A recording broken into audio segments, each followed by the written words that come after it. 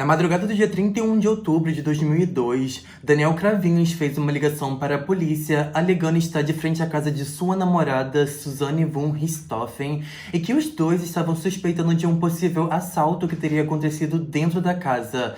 Mas a princípio, o que era para parecer apenas um assalto, acabou se revelando um crime que até os dias de hoje choca o Brasil. Olá pessoal, sejam todos muito bem-vindos a mais um vídeo aqui do canal. O meu nome é Lucas e eu trouxe um caso novo para vocês. Se você é novo por aqui, eu peço que já se inscreva agora mesmo aqui no canal. Deixe um like de vocês, porque isso me ajuda bastante com o engajamento dos vídeos.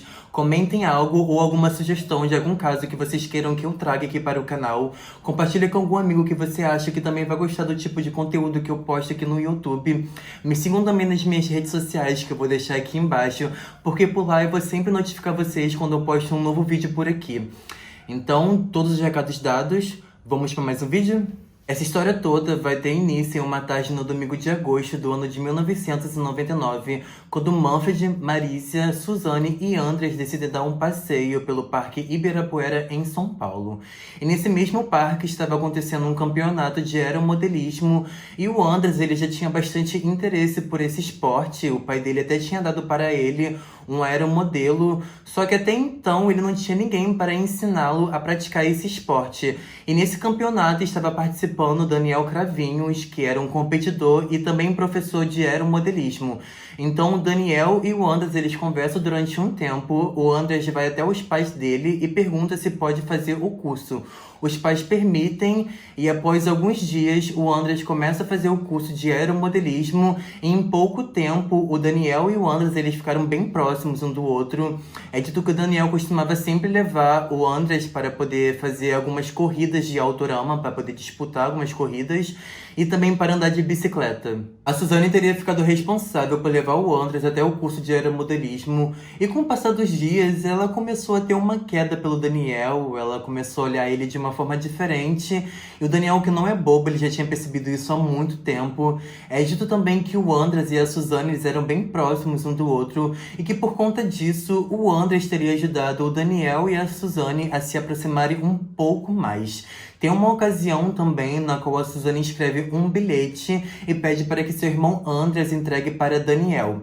No começo dessa relação, o Manfred e a Marícia eles não se importaram muito, porque eles acharam que seria algo rápido e passageiro, vendo em conta a diferença social e econômica dos dois, já que a Suzane vinha de uma família bem rica e poderosa, e o Daniel vinha de uma família um pouco mais humilde. Mas afinal, quem são a família von Richthofen e os irmãos Cravinho? Manfred Albert von Richthofen nasceu no dia 3 de fevereiro do ano de 1953. Ele era um engenheiro alemão naturalizado brasileiro e descrito por muitos como sendo uma pessoa não muito expansiva, mas que tinha um ótimo humor. Considerado muito inteligente, ele prezava demais pela educação dos filhos. Ele mudou-se para São Paulo ainda muito jovem e começou a cursar engenharia na USP. E foi por lá que ele conheceu a sua esposa Marícia na década de 70. Marícia von Richthofen nasceu no dia 19 de janeiro do ano de 1952.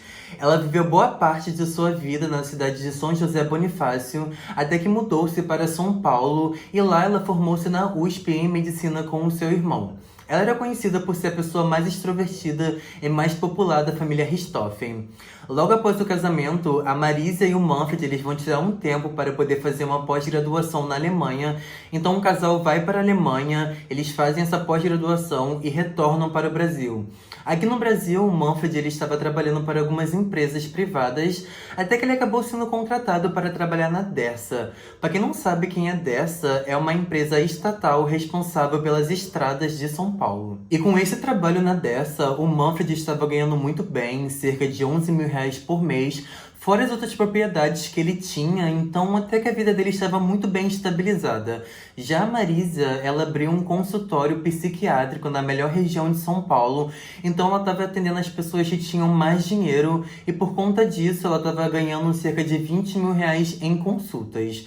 O casal estava vivendo a melhor fase de suas vidas, até que em 3 de novembro de 1983, nasceu Suzane, e 4 anos depois, no ano de 1987, veio Andreas. Suzane Louise von Richthofen nasceu em uma família rica da cidade de São Paulo. Ela morava em uma mansão no bairro Brooklyn Velho com os pais. A Suzane estudou nos melhores colégios de São Paulo, ela também fez os melhores cursos de São Paulo, o que ajudou muito ela a falar 3 idiomas diferentes. É dito também que ela sempre viajava, a mãe dela sempre levava ela para fora do Brasil, e isso inclui até viagens para Nova York. Ela é descrita como uma pessoa muito meiga, mas também quieta e de poucos amigos. Andreas Albert von Richthofen estudava 2 idiomas e era faixa marrom de karatê. Era um garoto caseiro considerado pelas pessoas próximas como sendo bastante tímido e de poucos amigos. É dito que ele sempre passava a maior parte do seu tempo trancado dentro do quarto assistindo TV ou no computador. O Andreas tinha o costume de sempre esperar o seu pai chegar em casa para ouvir ele falar sobre o seu dia.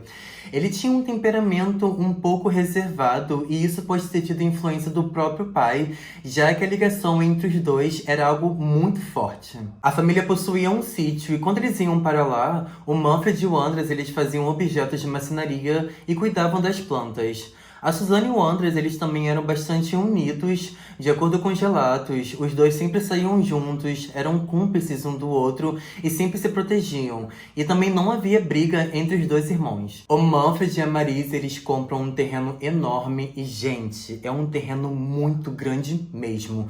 Só para vocês terem noção, só a mansão do casal tinha 1.100 metros quadrados de área construída. Era muito grande. Eles teriam pago no valor de 330 mil reais e eles fizeram a casa do jeito que eles sempre desejaram. E era uma casa muito bonita, muito bem organizada e tinha bastante espaço para a família toda. Dentro de casa, os filhos de Manfred tinham que seguir regras rígidas que eram dadas por ele. Os vizinhos falam que a família Richthofen era bem reservada, que não faziam muitas festas e que eram muito quietos. Pelo domingo, por algum motivo, o Manfred, eu não sei que motivo é esse, talvez pela cultura alemã, mas ele não gostava de nenhum barulho pela casa, então parece que ele tirava esse dia para a família descansar. Então ele fechava todas as janelas da casa, mesmo que tivesse em um dia muito ensolarado ou muito calor. Ele não se importava, ele deixava tudo fechado e só o que dava para se ouvir no fundo da casa era uma música clássica, talvez alemã. Então agora vamos falar um pouco sobre os irmãos Cravinhos. Daniel Cravinhos nasceu na cidade de São Paulo no ano de 1981 e desde os 13 anos de idade ele dedicava o seu tempo ao aeromodelismo e ele era realmente muito bom nesse esporte. Ele foi campeão paulista, pan-americano, sul-americano. Em 1998 ele foi considerado o 5º melhor do mundo em aeromodelismo em um campeonato disputado em Kiev, na Ucrânia. Daniel era considerado um menino muito simpático e educado. Ele possuía uma oficina na qual ele trabalhava construindo aeromodelos para vender, e cada aeromodelo ele vendia por R$ 1.400, e era dessas vendas que vinha a fonte de renda dele. O Daniel chegou a cursar Direito em uma universidade, mas ele só ficou durante 6 meses e acabou largando a faculdade porque ele teria não gostado muito. Christian Cravinhos nasceu em São Paulo no ano de 1975. Christian passava seus dias mexendo em motos e era considerado uma pessoa que gostava bastante de esportes radicais. Ele chegou a fazer motocross e também já tinha pulado de paraquedas. Descrito como problemático, é dito que ele tinha discussões com alguns vizinhos do bairro e também ele tinha um envolvimento com drogas e que por conta disso ele acabou sendo internado em uma clínica de reabilitação. Os Cravinhos eram considerados a família do barulho porque eles tinham uma oficina na qual eles consertavam carro e moto e também por fazer teste de aeromodelos ali na vila. O Daniel ele pegava alguns empréstimos com a Suzane, ele sempre pedia dinheiro para ela e a Suzane ganhava uma mesada do pai dela por mês. Então ela começou a pedir um dinheiro extra para o seu pai e com esse dinheiro ela começou a comprar muitas coisas para o Daniel, muitos presentes. E é dito que ela comprou uma TV, roupas, relógios e até mesmo um carro com a mesada do seu pai. E isso deixou os seus pais muito mais atentos e preocupados. O Manfred e a Marisa, eles achavam que o Daniel não fazia nada bem para a Suzane. Amigos do casal contam que depois que o relacionamento ficou um pouco mais sério, era muito difícil de ver os dois separados já que eles estavam sempre juntos, até nas excursões que tinha na faculdade de Direito e também em atividades escolares. O Daniel chegou a acompanhar a Suzane e a turma dela em uma excursão ao Fórum João Mendes Júnior e à Lespe. E fica muito visível o quanto que eles dois eram bastante grudados. Na casa de Daniel, ele tinha um painel com dezenas de fotos dele e de Suzane. E ele também chegou a estampar em seu próprio travesseiro uma foto enorme da Suzane. Então fica bastante visível mesmo o quanto que um era obcecado pelo outro. Como eu disse, no começo dessa relação toda, o Manfred e a Marisa não se importavam muito com isso. A própria Marisa já levou muitas vezes a Suzane até a casa de Daniel, e o próprio Manfred já buscou muitas vezes o Daniel para levar até a casa dele para almoçar, participar de churrascos e aproveitar com a família. A Suzane, ela passava também muito tempo na casa do Daniel. Ela gostava muito da atenção que ela recebia lá, o carinho e o amor. Algo que em casa ela diz não receber. No final de 2001, os pais de Suzane descobrem o envolvimento de Daniel com drogas e que a filha também estava fazendo uso dos entorpecentes.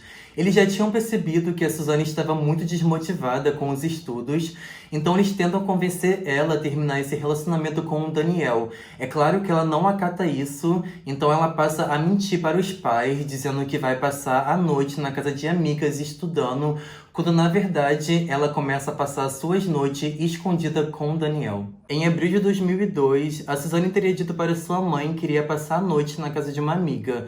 E com o passar de algumas horas, a Marisa teria ligado para essa amiga, que negou na hora que a Suzane teria ido dormir lá. Então, pela manhã seguinte, quando a Suzane chega em casa, a Marisa confronta ela, querendo explicações de onde ela tinha passado a noite e com quem. E nessa hora, a Suzane assume que teria passado a sua noite com o Daniel em um motel. É claro que para Manfred e para Marisa aquilo era o cúmulo de tudo, né? Era um absurdo aquilo. Eles não gostavam daquela situação, eles não estavam aceitando aquilo. Então eles decidem proibir definitivamente o namoro dos dois. E é daí que as coisas começam a ficar perigosas. No Dia das Mães, a família iria comemorar em um restaurante em São Roque, mas a Suzane estava se negando a ir. Ela começou a discutir com o seu pai e xingou ele. Então, nesse momento, o Manfred dá um tapa na cara da Suzane, o que deixa ela com muita raiva. Então, ela sai de casa dizendo que nunca mais voltaria para aquele lugar. Mas é claro que algum tempo depois ela voltou sim, e voltou fazendo uma cena total, gente. Ela disse que tinha terminado seu relacionamento com o Daniel. Ela até chegou a tirar a aliança do dedo na qual o Daniel tinha dado pra ela. Mas se vocês acham que esse relacionamento tinha realmente acabado, vocês estão muito enganados. Bom, em julho o casal irá fazer uma viagem para fora do Brasil, e para Suzane e Daniel, aquilo era como um livramento para eles dois. Porque além de manterem uma relação escondida, agora eles teriam uma mansão só para eles. Então, quando o casal sai, o Daniel entra imediatamente na casa e ele amou isso tudo. Ele ficou 30 dias dentro da casa e era como se ele fosse o dono daquilo tudo, era como se ele fosse o dono da casa. Ele se apossou das coisas que o Richthofen tinha, ele começou a dar muitas festas com a Suzane e os amigos dele e amigos da Suzane. Então, resumindo, pessoal, a casa tinha virado um bordel enquanto o casal estava fora. Quando os pais voltam de viagem, a Suzane ainda teria sugerido que eles comprassem um flat ou um apartamento para que ela e Daniel morassem juntos. Claro que eles negaram tudo isso, eles não iriam comprar esse apartamento e nem flat nenhum para ela, e eles ainda ficaram mais decepcionados porque eles não estavam acreditando que a filha tinha voltado a ter relações com o Daniel. E eles não aceitavam essa relação, e com essa negativa toda, começou-se então um plano de assassinato. No início de setembro de 2002, a polícia foi chamada à casa dos Richthofen para apartar uma briga entre Daniel e Manfred. Isso tudo era por volta de 2 horas da manhã, e quando a polícia chega, eles percebem que o Manfred está bastante transtornado. Ele batia a boca com o Daniel e aquela confusão estava bem longe de acabar. Os dois estavam bastante alterados, um ameaçava o outro, e o Daniel ainda disse que o Manfred estava ameaçando bater na Suzane caso ela continuasse essa relação, e ele ainda afirmou que não deixaria isso assim e que pegaria o Manfred. Isso teria acontecido por diversas vezes, já que a Suzane sempre entrava em casa com o Daniel pela madrugada, e o pai dela não gostava nada daquilo e sempre discutia com os dois. Várias ligações foram feitas no período de maio e junho, pedindo ajuda para que os policiais apartassem a briga na casa do Richthofen, e o motivo era sempre o mesmo. Então, com tudo isso acontecendo e sendo impedidos de ficarem juntos pelos próprios pais, a Suzane e o Daniel começam a dar início ao plano de tirar a vida do casal. Agora já podemos ir para o fatídico dia em que tudo ocorre. Na noite do dia 30 de outubro de 2002, a Suzane, junto de Daniel, pegam o Andreas e levam ele para um cybercafé. Ela diz para o Andreas que iria comemorar o seu aniversário com o Daniel em um motel, já que o aniversário dela seria no dia 3 de novembro e naquela data ela não poderia comemorar com o Daniel. Então, pro Andreas fica tudo bem, ela diz que se ele quiser ir embora, é só telefonar para ela que ela volta para poder buscar ele. Então eles deixam o Andreas lá no cybercafé e vão ao encontro de Christian. Era por volta de 11h20 da noite, o trio se encontra ali mesmo perto do cybercafé e no carro já estavam as armas do crime que seriam usadas. Também tinha luvas cirúrgicas e toucas que eles iriam usar para impedir que qualquer fio de cabelo caísse pela casa. É bom citar aqui que dias antes dos assassinatos, a Suzane teria desligado as câmeras de segurança e os alarmes também para impedir que qualquer imagem do trio fosse capturada. Por volta de meia-noite, o trio estaciona o carro na garagem da casa. A Suzane abre o portão e é ela que lidera o grupo naquele momento. Então ela sobe as escadas que levam até o segundo andar, vai até o quarto do casal para conferir se eles estão dormindo e na volta ela deixa a luz do corredor acesa para os irmãos terem uma noção de onde fica o quarto do casal. Ao conferir que os pais estavam dormindo, a Suzane então desce as escadas e dá um ok para que os irmãos seguissem com o plano. O Christian vai em direção a Marícia, enquanto o Daniel vai em direção ao Manfred.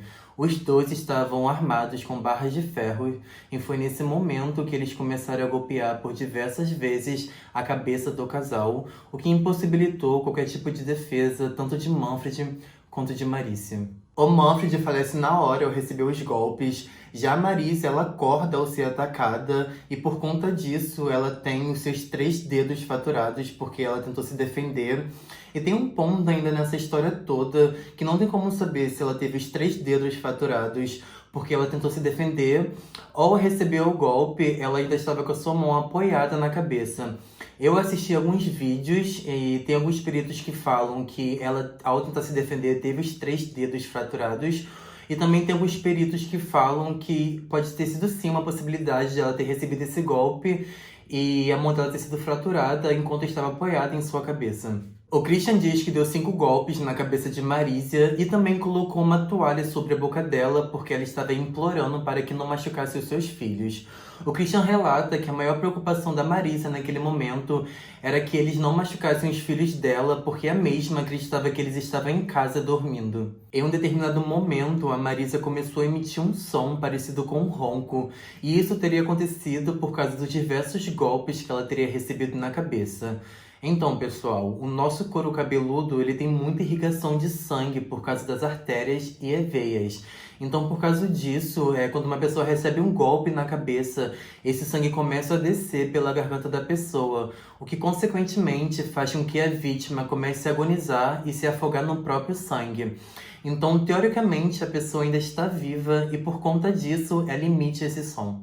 Para os irmãos, isso de fato deve ter sido uma cena horrível. A Marícia estava praticamente desfigurada, tinha a massa cefálica dela pela parede do quarto todo e ela ainda estava emitindo esse som. Então o Daniel vai até a Suzane e pede para que ela traga uma jarra de água e ele enche essa jarra de água e coloca na boca da Marícia para que ela pare de emitir esses sons, mas ela não para e isso vai deixando os irmãos ainda mais apavorados. Então o Christian vai até o banheiro e ele pega uma toalha do casal e empurra pela garganta de Marícia. E ele colocou tão profundo essa toalha que chegou a quebrar um dos ossos do pescoço de Marícia.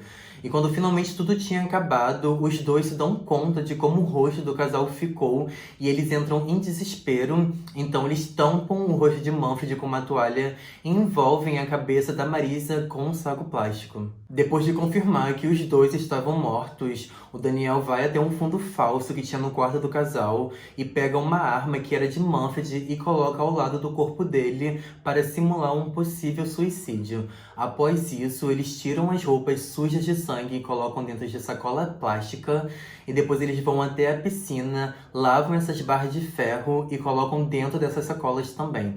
Agora eles tinham que seguir com a parte do plano, que era forjar um latrocínio. Então eles começam a bagunçar algumas partes da casa e a Suzane traz uma pasta com um código. Mas como eles tinham que forjar esse latrocínio, o Daniel vai então até a cozinha, pega uma faca e rasga a parte de cima dessa pasta. Então ele pega 8.000 reais, 6.000 euros e 5.000 dólares e algumas joias também do casal e espalha algumas pelo chão e depois eles partem dali. Após o crime, o casal deixa o Christian próximo de onde ele morava e agora eles tinham que seguir com a parte do plano, que era criar um álibi, né? Forjar um álibi. Então eles vão para um motel na zona sul de São Paulo e pegam o melhor quarto, uma suíte presidencial, na qual eles pagaram 300 reais.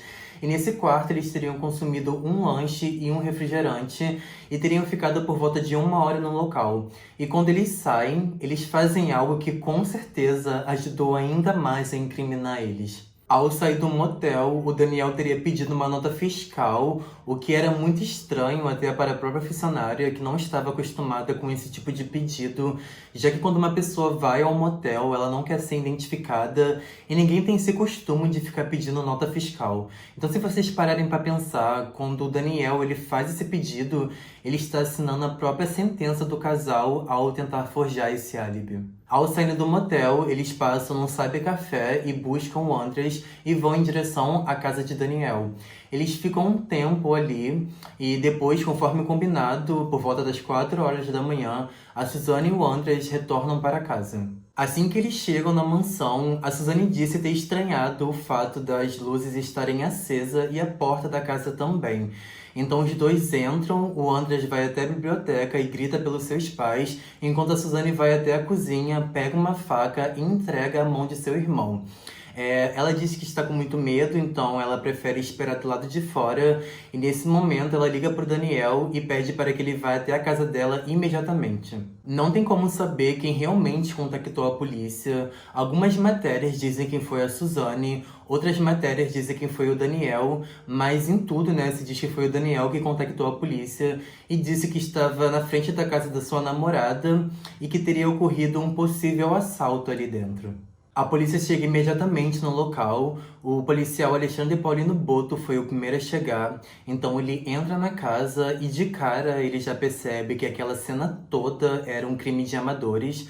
Então ele vai até o quarto do casal e dá de cara com aquilo tudo. Ele fica horrorizado. Então a primeira coisa que ele pensa é como que ele vai dar uma notícia, né, para duas crianças de que seus pais tinham sido brutalmente assassinados. Então um policial desce, chama o Andres e a Suzane para conversar e dá a notícia de que seus pais tinham sido assassinados. E de imediato ele estranhou o comportamento da Suzane, que vira para ele e pergunta: tá, e agora o que eu tenho que fazer? Quais são os procedimentos? Claro que aquilo chamou muito a atenção dele, o comportamento impassível de Suzane diante da morte dos pais. O policial também estranhou demais o comportamento de Daniel, já que ele sempre ficava perguntando se os bandidos teriam levado algo de dentro da casa. Ele falou que o casal guardava todo o seu dinheiro dentro de uma caixinha e ainda falou os valores exatos que existiam dentro dessa caixinha em dólar, euro e real. Um policial permaneceu com a Suzane e o André do lado de fora da casa, enquanto os outros policiais foram para dentro averiguar se ainda existia um ladrão.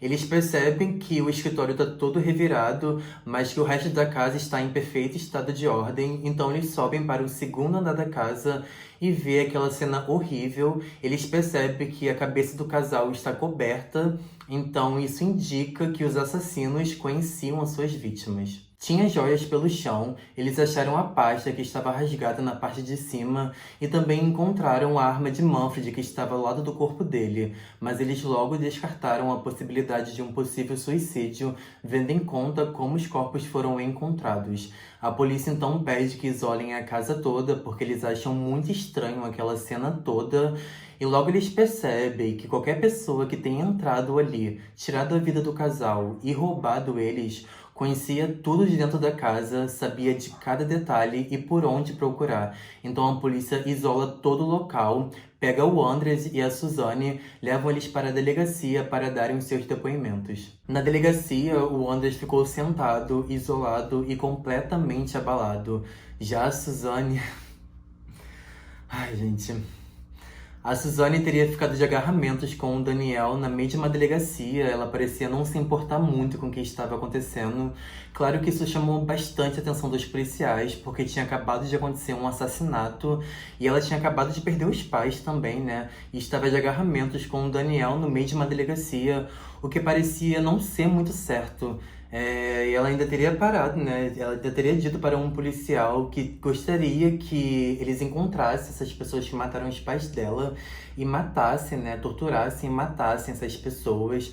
E depois ela simplesmente dá um sorriso para o Daniel. Em todo momento, desde quando a polícia chegou na casa, a Suzane não teria esboçado nenhum tipo de reação, ela não demonstrava nada, ela estava bastante fria. O que não é muito comum, né? Porque normalmente quando uma pessoa perde algum ente querido, ela rapidamente entra em estado de choque, podendo até ficar desesperada ou até confusa. Mas não para a Suzane, ela não demonstrava nada disso além da frieza dela. O enterro do casal aconteceu no dia 1º de novembro e a Suzane não saía de jeito nenhum do lado do irmão dela. Tem algumas fotos que mostram que ela tá chorando, mas aí eu não sei se isso é uma encenação dela ou se foi realmente de verdade. Porque dava pra perceber a diferença entre ela e o Andres, né? Porque o Andres realmente dava pra ver que ele tava muito sentido com aquilo tudo, com a morte dos pais. E a Suzane, pra mim, na minha opinião, a Suzane só estava ali mesmo como um apoio pra ele. Mas eu não vou ficar entrando muito nesse assunto. Enfim, também nesse velório tinha bastante pessoas lá e a imprensa estava cobrindo esse caso que ficou muito conhecido. Esse caso chocou muito o Brasil, gente. Desde o início das investigações, os policiais acharam aquela cena toda muito estranha. A casa não tinha nenhum sinal de arrombamento, as câmeras estavam desligadas e o alarme da casa também. A casa toda estava em estado perfeito, assim, gente. Estava tudo arrumado, estava impecável, exceto pelo quarto do casal e pelo escritório. Tinha uma janela também aberta e uma porta também, o que não era comum para uma família rica deixar uma janela e uma porta aberta, ainda mais em São Paulo. Então qualquer pessoa que tenha entrado ali para roubar sabia muito bem aonde procurar. Os policiais começam a investigar pessoas próximas ao casal, eles investigam os filhos deles, investigam a empregada, alguns colegas de trabalho do Manfred e pacientes de Marísia, mas eles descobrem que nenhum dos dois tem qualquer tipo de inimigo, então eles começam a investigar o relacionamento de Daniel e Suzane. E os próprios familiares falaram para eles que o Manfred e a Marisa não aprovavam esse relacionamento. 2 dias depois do enterro, a polícia volta até a casa dos Richthofen e quando eles chegam lá, eles são recebidos pela Suzane e na casa estava acontecendo uma festa, por incrível que pareça, e lá estava a Suzane, o Daniel e um casal de amigo deles dois. Eles estavam bebendo, ouvindo música, conversando como se nada tivesse acontecido.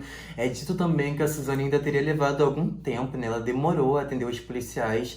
E quando ela atendeu eles, ela foi mostrar na casa como se fosse uma exposição. Então ela falava assim, tipo... aqui é o escritório onde foi tudo roubado, aqui é o quarto onde meus pais foram assassinados.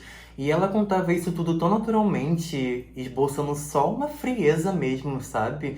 E era muito estranho, isso chamou muita atenção dos policiais, porque ela tinha perdido os pais, estava dando festa, bebendo, fumando cigarro, como se nada tivesse acontecido. Nessa mesma semana, Suzane e o Daniel vão para o sítio da família em São Roque para poder comemorar o aniversário dela.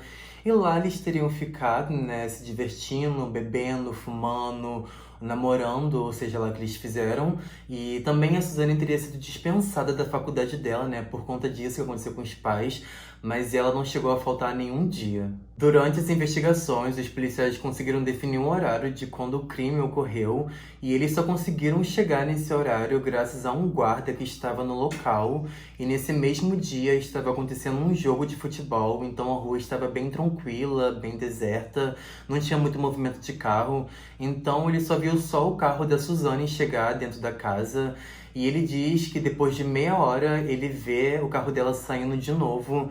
E graças a esse guarda, né, graças a essa declaração que ajudou bastante a polícia. No dia 4 de novembro de 2002, a Suzane foi chamada para a delegacia para prestar o seu segundo depoimento.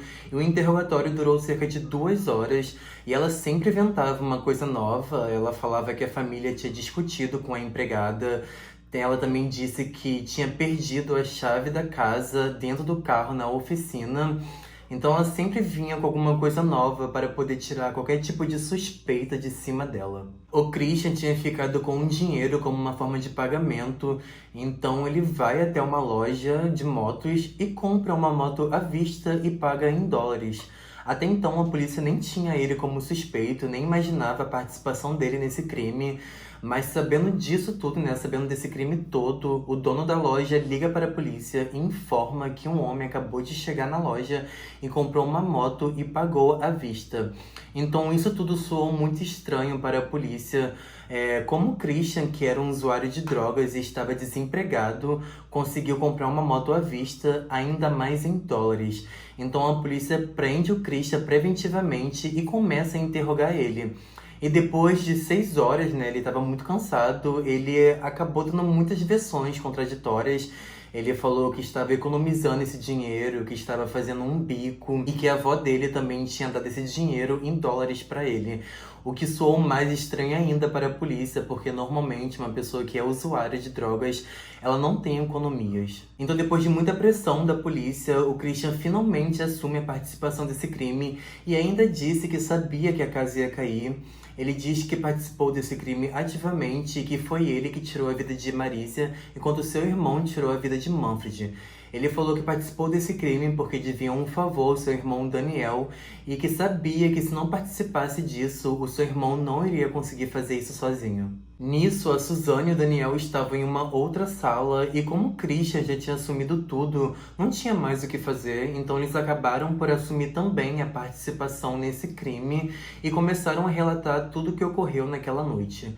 Um policial teria perguntado para a Suzane por que ela teria feito aquilo, uma jovem bonita, rica e que tinha tudo na vida, e ela simplesmente responde que foi por amor, porque os pais dela não aprovavam esse relacionamento e o único jeito era acabar com isso tudo, né, matando eles dois. Não tem como saber qual foi a posição da Suzane nesse crime, já que ela diz que teria ficado no andar de baixo da casa. Mas por outro lado, as investigações apuraram que ela estaria sim com os irmãos cravinhos na hora que eles teriam colocado uma toalha sobre a boca de Marisa.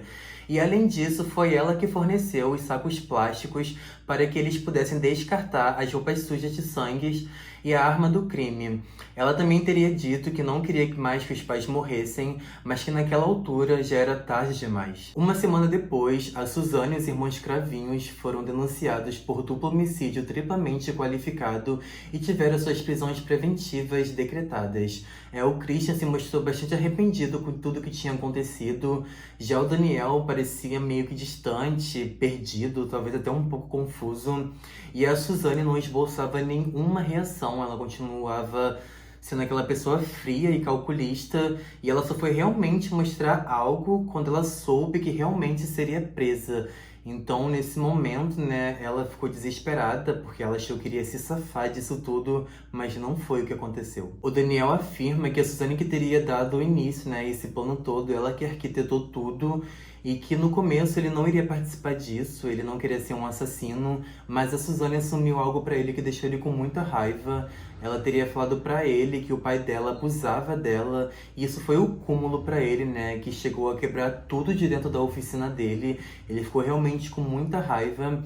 Então ele diz que participou desse crime porque amava demais a Suzane, e ele não aceitaria o pai dela abusar dela mais.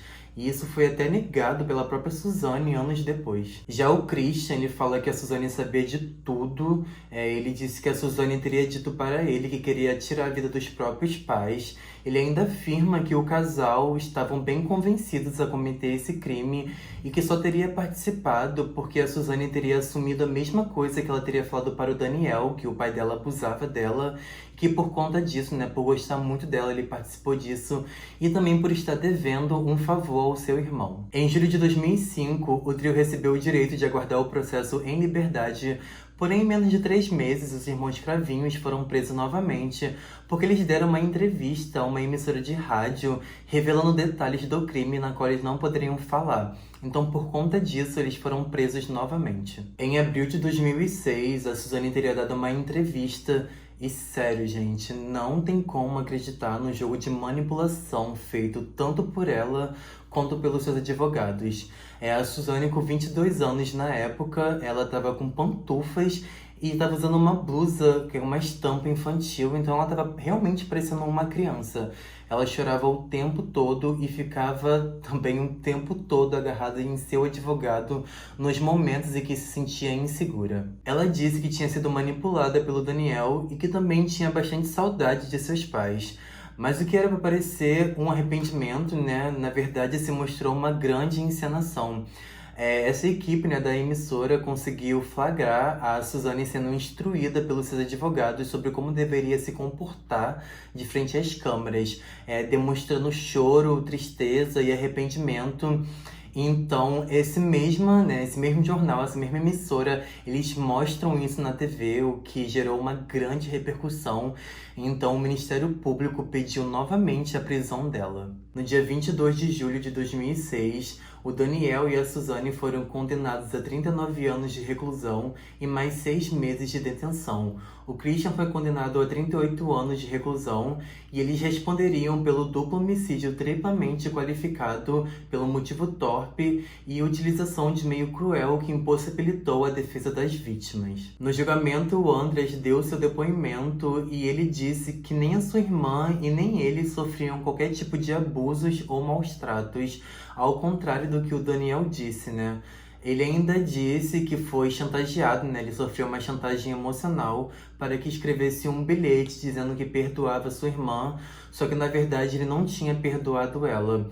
Ele também disse que não acredita no arrependimento da sua irmã por ter matado os seus pais e diz também que não acredita que ela irá desistir da herança que os pais deixaram para eles. E, por fim, ele referiu-se a Suzane como sendo uma pessoa manipuladora, calculista e chantagista e diz que se sente ameaçado por ela. Em 2009, a Suzane pediu para ter direito ao regime semiaberto, então ela foi avaliada pelos psicólogos e psiquiatras que a classificaram como sendo uma pessoa dissimulada, e por conta disso ela teve seu pedido negado. 2 anos depois, ela teria pedido novamente e mais uma vez foi negado o pedido dela.